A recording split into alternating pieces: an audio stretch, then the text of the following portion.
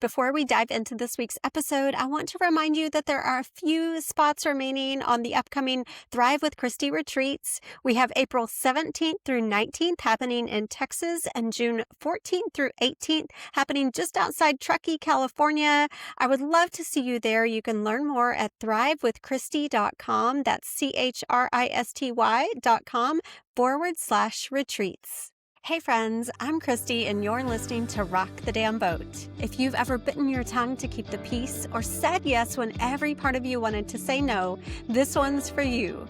We're diving into the messy, real stuff that people pleasers like me have spent years avoiding.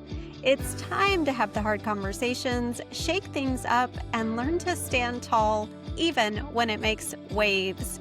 And as we wrap up March Women's History Month, we are embarking on a journey that Gen X is making history with. We are talking about hormonal health over the next few episodes. And it might not seem like something historical, but I think when we look back in the future and next generations of women can thank us that we are having these hard conversations about what we are going through as perimenopausal and menopausal women. I am going through it myself and have amazing experts here to help you understand every aspect of that journey, and I am excited to bring these episodes to you now.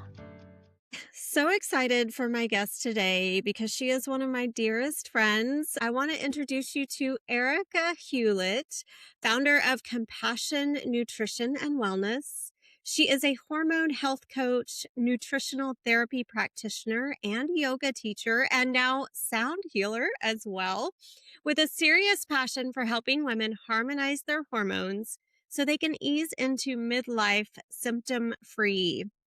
And Erika is the perfect guest to have on for our hormone series. She is also, like I said, a very dear friend of mine. When I moved to Phoenix, Arizona in 2012, I had been given Erika's number through a mutual friend, and I texted her, and we just were fast friends ever since. She's also originally from Texas and now in Meadows of Dan, Virginia. Been friends for over a decade, and I'm so happy to have you here, Erika. Thanks for coming on the show. Well, thanks for having me. I'm Yeah, excited. great. Yeah. And Erika and I have been friends since let's see, what would that put us in our late 30s? So we Yes. have been navigating this perimenopausal journey together, although I'm not sure that we knew at the time that was really what it's called. I'm so grateful that women are talking about this more, you included. How did this spark your interest and get you into the work that you do today? I was always interested in nutrition and just health in general because I have a lot of people in my family that have issues. I have a sister that has MS, and my husband, when I met him, he had severe gut issues. So we've been navigating that. When I went in to get my certification for functional nutritional therapy, I went in thinking I was going to be working with gut health because I'd worked with my husband for such a long time. So that kind of really prompted me to do that. But at that time, was at the beginning of 2020. And we all know what happened during that time. Yes. So it was a very stressful period. And I was 45 at the time, 40, 44, 45. And I really started noticing some severe hormonal issues. What I know now are hormonal issues, but just started getting, tired and just didn't recover as well from different things, and just really started feeling the effects of all of the stress that had been happening. That's kind of what pushed me into it. And then I realized that the symptoms that I were having were actually related to perimenopause, and that it probably had really started happening while I was in like my 30s. There were signs. Right. I think that's what I had this analogy around the movie Sixth Sense on my mind this weekend because especially now being diagnosed with ADHD late in life and looking back, it's kind of like knowing the end to that movie and looking back and seeing the signs were there, and absolutely the same with our hormone health. You Yeah. and I both started to really immerse ourselves in yoga and mindfulness at the same time. And now you think, yes, like maybe that need for a relief from anxiety that was probably Right. starting to compound, because at the time I thought it was work stress. And I'm sure a lot of women professionals in their late 30s think the same thing. And then it's like, okay, yes. Yeah. So, Which is funny because a lot of the work that I do is based around adrenal health. Our adrenal glands produce cortisol. A lot of women that are having really severe perimenopausal issues, the ones that have it worse are usually the ones that are in that go go go state or mm, had some sort of trauma. This is most women. Let's get this straight. right. Most women in our age group are having a difficult time during this time period, and a lot of it is because of the go go go. We've been going and going and going and helping, and we've been traumatized, and our adrenal glands and our ovaries and our hormones are just tired. Yes, that makes so much sense that we're not doing ourselves any favors by staying in this. And it doesn't matter how many times someone can tell me that I'm a human being, not a human doing, I'm still going to do. I'm just Right. driven to, now I know, of course, not be bored. So that's part of the ADHD piece of it is I have to be constantly stimulated. Although I think that women in general, we just, whether it's from perfectionism to anything that drives how we behave. You mentioned that most women are probably symptomatic in their late 30s. Can you walk us through the perimenopause and menopause timeline? Yes, your hormones start to go up and get elevated when you start menstruating. So it basically starts from there. So that's the timeline when you start menstruating and you go up until you have a max amount of hormones that you're going to have, and then they start dropping off. Sometimes slowly, sometimes quickly, mid 30s. We're saying now that perimenopause really starts probably 35. Some women, it can be even before that. You'll start seeing signs. Like I started noticing, I developed an autoimmune disease called lichen sclerosis. And so that took me directly to a doctor, to a specialist to try to figure out what was going on down there. And I did hormone testing at that time. And that's not something that normally happens in your mid 30s. Your doctors don't usually request hormone testing. And I started doing hormone testing at that time. And I remember my general doctor even asking me, was this something that's common for did your mom go into early menopause? And I was like, what? What are you talking about? If I hadn't have developed that autoimmune disease, and I probably would have not even known that I was having, lower hormones at that time. I was already showing signs on blood tests that my hormones were lower in my mid 30s. And what specifically were they testing for? Just for listeners who maybe haven't gone down that path, what are the Yes. levels that they're looking for? Estrogen, progesterone, testosterone. Yes, women have testosterone and men have Yes. estrogen too. So we all have them. We just have a little bit more of one or the other, depending on if you're male or female. Right. Those are the basic major ones that I got tested for. And it was through my general doctor. So she was doing the basic, not the full hormone test that they do these days. Right. I did that whole thing, and when I got into my 40s, my mom had type 2 diabetes. So I was really concerned that that was something that was gonna happen to me because that's about the time that she got diagnosed, is in her 40s. I was really aware of, like, the things that were happening. I got really tired when I started going through nutritional therapy school. So this is just things to kinda look for that we don't think about. If you're in your The 40s and you fatigue. have fatigue. And I got crippling fatigue to the point where I was, 2 o'clock in the afternoon, I would crash. I have another friend who's that's been her predominant symptom is the fatigue. And when Fatigue. I think back and now knowing what I know, was having things like the joint pain. Mhm. And Right. for me, now I've learned that that can be a symptom of the exercise induced fatigue and Mhm. different things. So I was having all this joint pain. And at the time, I was misdiagnosed with rheumatoid arthritis. Now I do have the marker for it, but Right. I was not in full blown RA.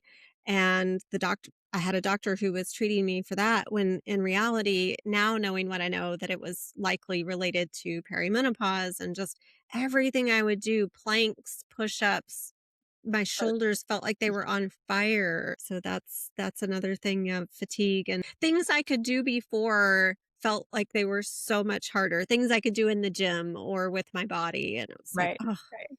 A year later, I started, noticing things like, my hair was thinning, my eyebrows, I don't know if you can see them, well, you may not be able to see them.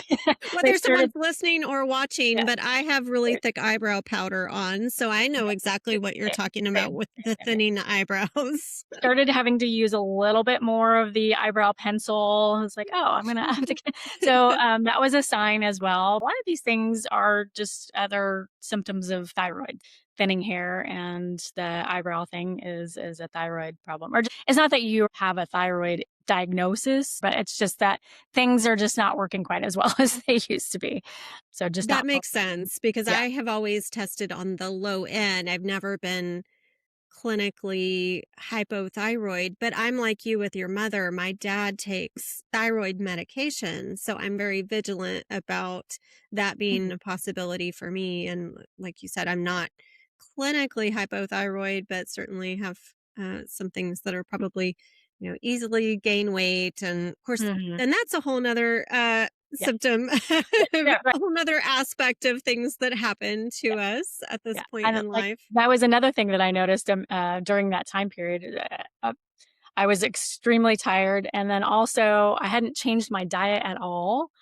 I was still exercising the same, diet was the same, and then all of a sudden I was like, bam, 20 pounds heavier, Mm, almost overnight. I'm like, "What's happening? I can't button my jeans." Like, where horrible. did this even Yes. come from? Where did this roll like, I went to sleep, and I woke up with a roll here. So there's a lot of that weird stuff that I think it's been great in the last few years because we've really started to talk about all of these different symptoms where it used to just be like, "Oh, okay, this is just normal." Well, it's not, Right. you know? So Right. that's the cool thing is that there's a lot more research being done on women and hormones and how we go through this transition in life. So we're in a good time to be going through this. Yes, I Yeah. agree. And I was talking to someone 10 years younger, and I said, you are going to be so well equipped for these conversations and be Right. ready with this symptom checklist when you hit my age and you're ready to talk to the doctor. I am now officially postmenopausal. So do those levels continue to drop, or do they find a new baseline? They're gonna continue to drop. I mean, that's just how you go up and then you're gonna come down, and as you get older, they kinda become I wouldn't say non-existent, and there's a lot of things that are like that. It's not just hormones. So as we get older, our stomach acid actually drops off as well. So that's a Interesting. just a little tidbit of information. So things are gonna continue to drop. There are some things that are in place. So one a good example of this is when your estrogen starts lowering, your ovaries are the ones that are the primary source of producing estrogen.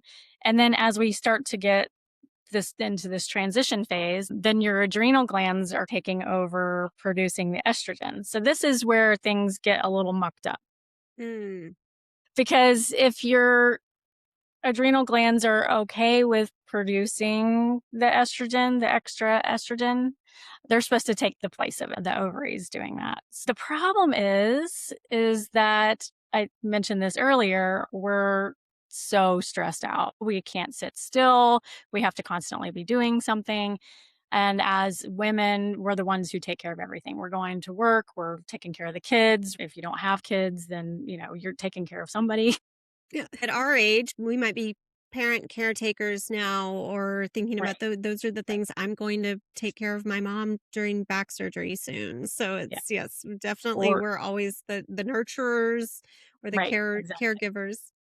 Exactly. We are the caretakers, and we've, also had a lot of, I mean, I'm hesitant to mention this, women in general are just traumatized. There's a lot of sexual trauma, there's a lot of stuff going on, so that's a whole whole 'nother podcast episode. Right. But it is fair to say that we are now also more aware of those types Right, of traumas, whether they are little T or big T trauma, have had on our lives. I look at right, my husband and his autoimmune, and he was in the service and he was right. injured, and so there's things that we just now are aware impact our body physically far more than Right. what we would have thought before, like, oh, just put it out of your mind. So yes, with women, those traumas can often look different than they would in men. To your point, my husband's military and he has a lot of autoimmune and gut issues and things like that that are being affected. Okay. So those adrenal glands are putting out more cortisol and other things, and so they're not able to step up and take the place of the ovaries like they should. And I have talked to women where they're like, "Oh yeah, I didn't have any problems whatsoever." With the transition into perimenopause to menopause. And I think it's just because that little simple thing is your adrenal glands were better prepared to take over the Interesting. job. That is a light bulb moment for me. And I'm always asking my guests, like, explain the process. I don't know. I'm just very intrigued by the process. I did Yeah, not realize. So we'll walk through that again, just so everyone understands. Your adrenal glands produce cortisol, which I think we do all know is a stress hormone. But if they are too busy producing cortisol, you're saying then they can't step in and help with the estrogen production. right. Exactly. Okay. Very, very, I'm sure, complex process in the body, but that really helps me understand. It's much more complex than that, Right. obviously, but that's just the easiest way. And you could even think of it like the ovaries are really the CEO of your estrogen production. They might start as they're getting older, like you see a CEO, like they might just not come into the office as much as they used to. And then eventually they're going to retire. Right. That's a great analogy too. Yes. Yeah, and then the adrenal glands are the executive assistant that's supposed to come in and be like, "I'm doing all this stuff for you. I'm doing all this stuff for you." But they're so overwhelmed with all the other stuff that they've been doing, they can't. They just can't. Makes a lot of sense. Let's talk about what we can do to help this transition, because I know you've done a lot of work in nutrition specifically, and we'll get into the mindfulness aspect as well. But what do you see as being things that we can add to our daily life, whether it's food or habits that help Yeah. us with all of this? Yeah, I and it's funny, everybody is what we call bio individuals. Everybody is going to be completely different on what helps. And went into this thinking when I started my nutritional therapy business, oh, you must take away all of these things. It was a very restrictive mindset. Mm, And as I've gone through this, I'm like, that's not good. That's actually putting more stress on our bodies. The number one thing that I would say is add, don't take away. that's Very important. helpful. Yes. Yeah, yeah, yeah. I mean, eventually you can take some of the bad stuff away, but I always like to start with let's add stuff first. Like if you're not getting enough, B vitamins or you're not getting enough vitamins, if you're not getting enough minerals, if you're not eating enough, let's add more food. That's Mm, a really good step to take. And I see this in a lot of women. We've been trained over the years that not eating is going to help us lose weight. And so when we go through this time period, we start to see those bulges, our pants are getting a little tighter and our thing that we typically go to is like, "Oh, I'm going to go fast or I'm going to do, I'm going to do this. I'm just not going to eat. I'm only going to eat, 900 calories instead of yes. 2,000 calories." And that's actually worse. It makes things worse. We want to add food. That's usually what I typically do when I see a client and I'm like, write out what you're eating. And I look at it and I go, okay, well, let's just add some more. So if you're not eating breakfast, let's eat breakfast. Yes. Now that I'm home and out of corporate life and creating my own schedule, I have made it a point to make a much healthier, heartier breakfast every morning. And I know that helps set the tone for the day. I add chia seeds to my toast on top. So, And yeah, and so, yeah, I love that. I remember you suggesting to me one time about blueberries for their mhm, antioxidant benefits, and so I was like, okay, how many yeah, meals can I put blueberries in? I can put them on top of my toast, or I can put them in my yeah. yogurt. Right, right, right. Looking at how can I add. Like for me, I've done some additional gene testing and I know that my genetics, I have MTHFR and COMT. So I don't detox as well as Mhm. a lot of people do. So I know I need to get a lot of dark leafy greens into my diet. So I didn't take anything away. I just add that in my breakfast. I always put my eggs and my bacon and everything over a bed of dark leafy greens. It's as simple as that. Just grab a handful of dark leafy greens, add it to your breakfast, or throw a handful of dark leafy greens into a smoothie. Throw the blueberries into the smoothie, throw the chia seeds into a smoothie. If you're not hungry in the morning, like having a smoothie or something like that can help. And then eating real food is a big one. So I was in the veterinary field for 26 years and we were constantly on the go. A lot of times we were just like, oh, shoot, we had this emergency, we had that emergency, Mm, and now we just need to shove some food in our mouth because we're starving. I ate a lot of things that were just quick. Oh, well, yes. somebody's just going to go run to Chick-fil-A, or somebody's going to go run to McDonald's, or somebody's going to go run to whatever totally processed thing that's just going to make us feel a little bit better. And we're going to eat it really quickly, as quick as Yes. we can, because the next thing is coming in. So there's a couple of things there that I want to address. And again, I don't want to restrict, I don't want to take away foods, but that's just, if you think about it, we want to add whole, real food into our diet.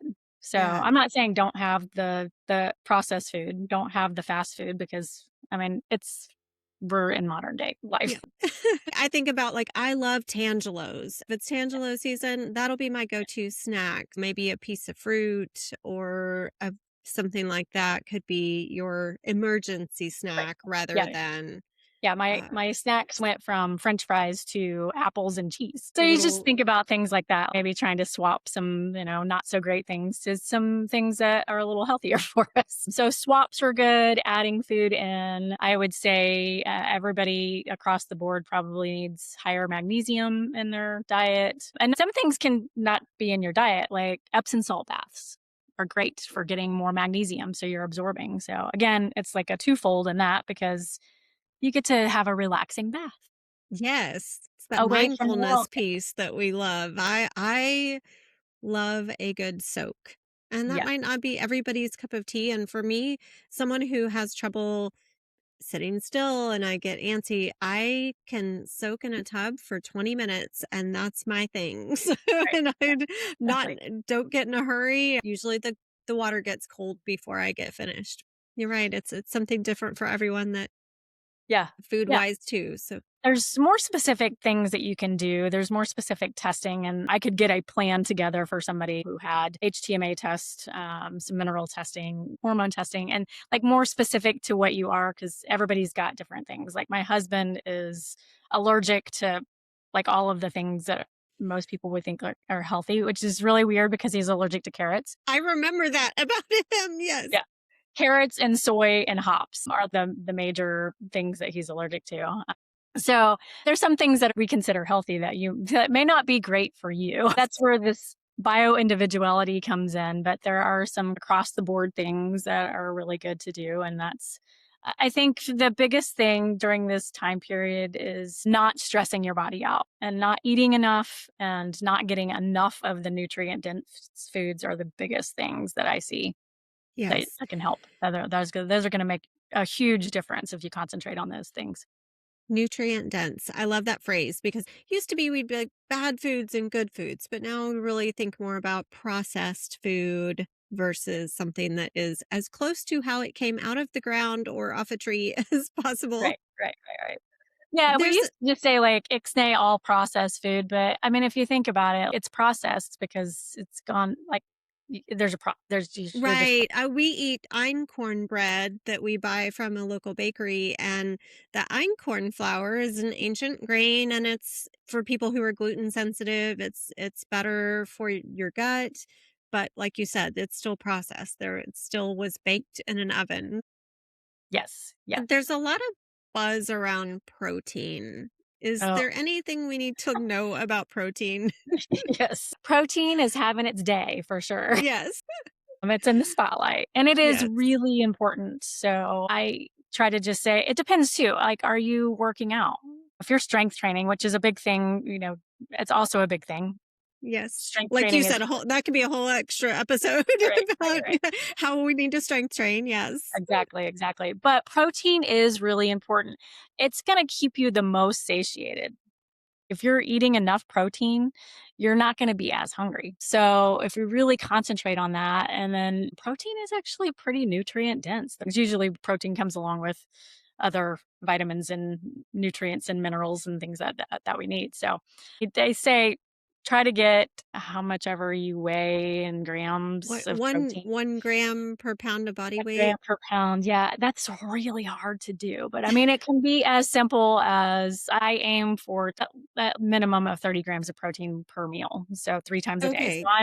I'm personally, because 'cause I'm not, I mean, I am strength training, but I'm not doing it every day. I do a lot of sitting behind the desk, so you kinda have to play with it. Everybody's again, we go back to that bio individuality. I found that 90 grams for me works really well. I'm not 90 pounds. But if I was working out and I really wanna try to build some more muscle, then I would probably try to, a simple way to do that would just be, like, instead of having 2 eggs, have 3. That's a great tip because I think it goes back to, like we were talking about, all or nothing. Like, I am currently 145 pounds and I'm 5'2". So it certainly feels like a little extra, a little sluggish.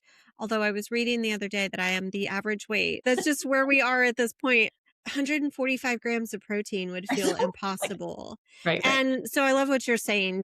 Maybe a smaller, manageable goal of 30 grams per meal. And maybe I have a snack that is protein rich as opposed Mhm. to a Right, rice cake that's all carbs. right, right, yeah. The piece of toast and the rice cake is probably not gonna cut it. Yeah. So But you it's can just, add some eggs and maybe a piece of bacon. I yes, love I bacon. love that suggestion. And of course, we have chickens, so we have fresh eggs all the Yeah, time. So yeah, that's a good point. I've started making a lot of quiche for dinner or lunch and putting yeah. a little cubed ham in the bottom, which is processed. You gotta do what you gotta do in these this day and age. Yeah, right. I I really try to. I moved to the very small town out in rural area, which I love it because 'cause I'm in the Blue Ridge Mountains, but, there is no fast food.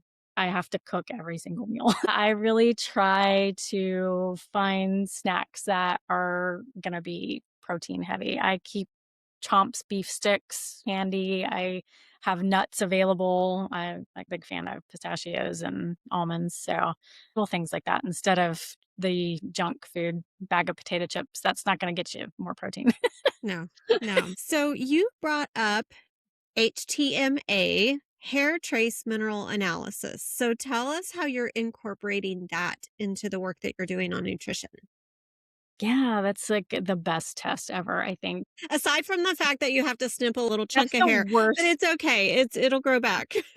Most of us have long hair. All you need is a teaspoonful of hair from the base of the head. Yeah, like little. I know the people that aren't watching this, it's about a teaspoon if you're looking at it. So not a whole lot of hair. And it's not like all in one spot either. So that was my biggest thing when I started doing the hair test was like, oh, I don't know if I want to cut my hair. What if I cut too much? But I do it every 3 months now. It's great because it's a cheap test, which is good. There's the hormone test that I was doing when I first started this is $500, and then you would get to the end of it and be like, well, yeah, my hormones are low. Now what? With the hair test, it's really amazing because it tests the levels of our minerals, and it also gives us heavy metals, so toxic heavy metals and heavy metals, which I find there's not been a test that I've done that we haven't had some sort of heavy metals. So aluminum, mercury, things like that, you can tell on there. So that's a big thing. So then we start looking at what's causing that. And we want to be able to get minerals that are going to help push those toxins out and get those vitamins and minerals up and elevated. You can tell there's different ratios on the tests that I get really excited about, but you can tell what somebody's blood sugar looks like. There's a blood sugar ratio, there's a thyroid ratio, and there's an adrenal ratio. And we look at things like magnesium and calcium and sodium and potassium, copper. There's so many. So I get really excited about this test, as you can tell.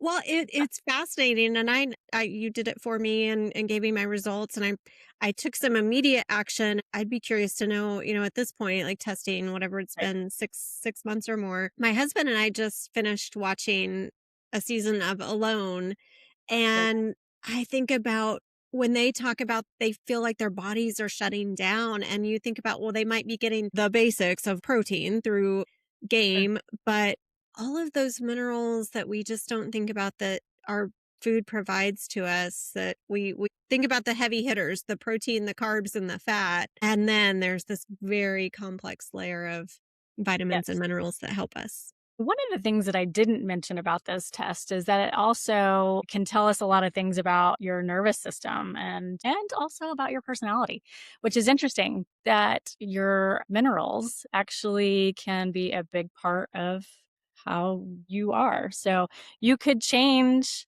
if you're stubborn. I've had a couple of people that have come back with tests where you can see a pattern in the minerals that actually indicates if you're stubborn or not. And so I always That get is excited with that when I see that. fascinating. Yeah, there's some more additional training that I've been doing recently where it goes more into detail about how to really tell what's going on with your nervous system and how to help with your nervous system based off of the hair test results. Yeah. Well, I'd be curious to know about the stubborn part because as you know, my grandmother lived to be almost 100 and she always said she was too stubborn to go. So Yeah. if I need to be healthy till 100 because I'm equally as stubborn, I inherited the Polly Campbell stubborn gene, then I figure out how to get the longevity without the Yeah, stress of, being right. being a stubborn person, And but these things can actually change like magnesium. You can see that a lot. We call it the calming mineral. okay. Because if you have somebody that's really stressed and you're getting enough magnesium, you're not gonna be as stressed. So it directly affects your nervous system. I feel like magnesium had its moment in the sun maybe a year ago when I was hearing a lot of people use it at night to help with sleep, and Yep. especially if they were weight training and that was helping with recovery during sleep. But that Yes. definitely explains why I love the soak so much because I do soak in Epsom salt. So Yes. it must Yeah, be having that extra benefit of being yes. calming. Now it can irritates stomachs, so that was what I had to play around with, like, I do better with a salt bath than I do taking a magnesium supplement, it can tend to irritate Mm, my stomach. interesting. There's all different types of magnesium too, so it could be the type of magnesium that you're taking as well. I usually see with the most common thing that I see on the hair test is what we call 4 lows pattern, which is where our calcium, our magnesium, our sodium, and our potassium are really low. And there's a lot of things that are happening in our body, like we talked about before, during this perimenopause, menopause transition.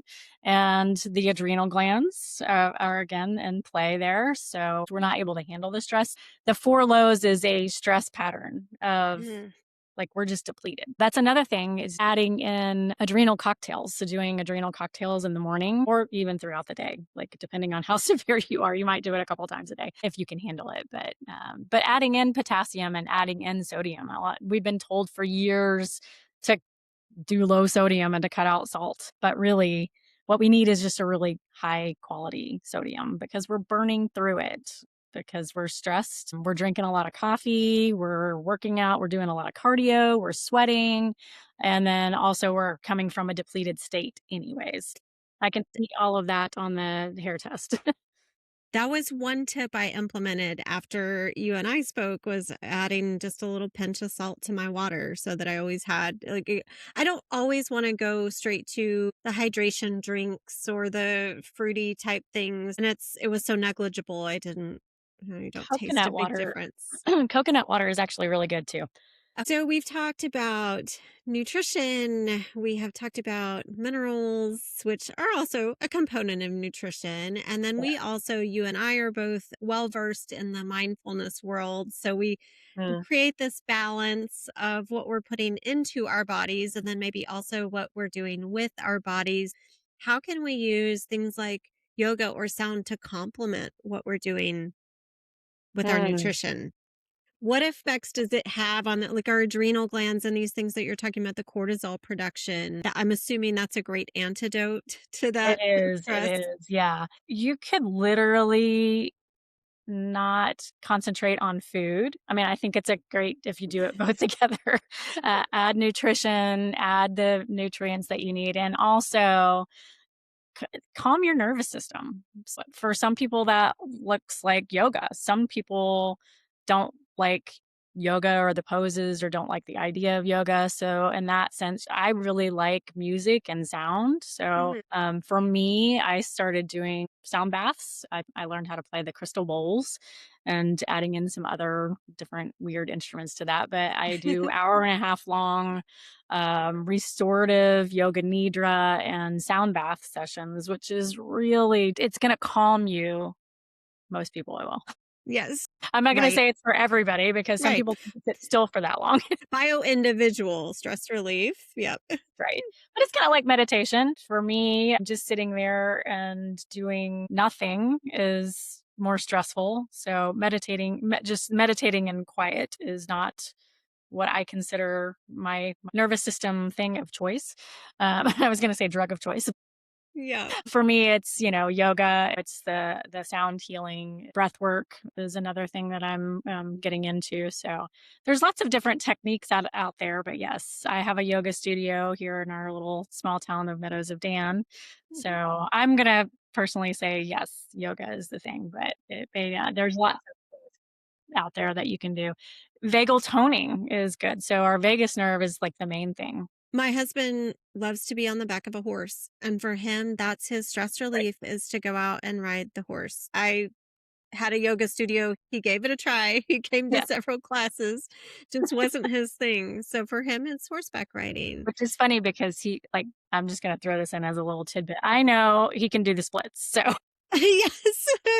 Yes. he's The flexibility part of yoga he's asana is not a problem at right, all, but right. it's the quiet, and it hurt his knees. For the listeners, try different things. Just because you really dislike one thing or it's not comfortable doesn't mean there might not be something out there for you. And it sounds like if we can do these things that help us stay calmer, then our adrenals are not working as hard. They Yeah, can pick up the slack for the estrogen in women, and help yes. with that.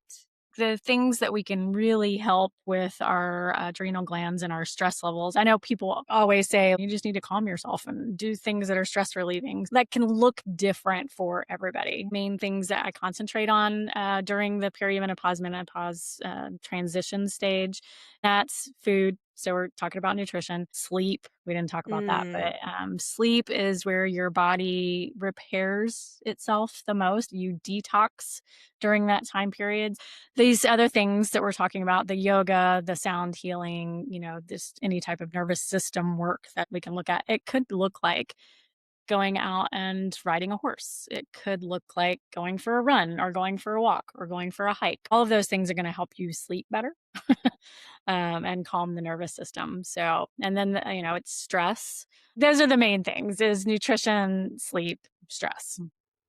I feel like we're just scratching the surface on all of this, but I appreciate you coming on and talking to us specifically about nutrition and the processes that are happening in our bodies that are contributing to our symptoms, but also the things that we can do. And you offer nutritional coaching on your website. Where can people find you? You can find me on my website, compassionnutritionwellness.com. You can find me on Instagram at erica.thehormonecoach. I'm also on Facebook under Compassion Nutrition and Wellness. Well, I always like to ask my guests who their boat rocking role model is. So, is there someone that comes to mind for you? Honestly, it's the women who question the idea that suffering is normal during this time period in our life. A few women come to mind. Dr. Mindy Pelz is one. She advocates for fasting, but she's actually got two books that I really enjoyed: Fasting Like a Girl and The Menopause Reset, which was like the biggest one that kind of drew me into her. Lisa Mosconi, she has a book called The Menopause Brain, I think. Yeah, it's called The Menopause Brain. Dr. Sarah Godfried, she's got a book called The Hormone Reset. Alyssa Vitti is a really good one. She's got The Woman Code and In the Flow. Two Excellent. books that are amazing and will really give you a lot of really good information on perimenopause and just hormones in general. She's just now gotten into talking more about menopause. Maisie Hill's got a funny one that's called Perimenopause Power. So she's a boat rocker for sure. There's another one that I may or may not mention what the name of the book is, but you can look it up. Her name is Regina Thomas Hauer. You'll laugh whenever you see the name of the book. So I'll just keep that off there. Okay. Maybe But it would take us from regular to maybe an explicit rating you're maybe, suggesting. maybe. You can just look up her name and you'll find it funny. It's a really good book, by the way. Great. Well, I will include all of those links in the show notes too. And so you mentioned humor, and I think of now the Holderness family. They used to be such family-oriented content, and now watching Kim Holderness talk us through her friend Perry and perimenopause. Just, I love the idea of humor being brought to the conversation. So excellent. Well, we appreciate all of those insights and all of those thought leaders who are changing the conversation around midlife and how we're handling it. I will put all the links in the show notes. So if anyone is interested in talking to you about the services that you offer and learning more about both nutrition and the hair trace mineral analysis test, which can unlock a whole extra path toward healing, then they would be able to do that as well. So appreciate you coming on. We've been friends for 14 years. So we've talked about all of these things at length, and now we're helping to bring awareness to the listeners, to all of you out there. Thanks for listening. Thank you. You've been listening to Rock the Damn Boat, a podcast produced and recorded by Christy Hughes. You can follow, subscribe on both Apple and Spotify, and your 5-star review goes a long way. Thank you so much for your support of the show.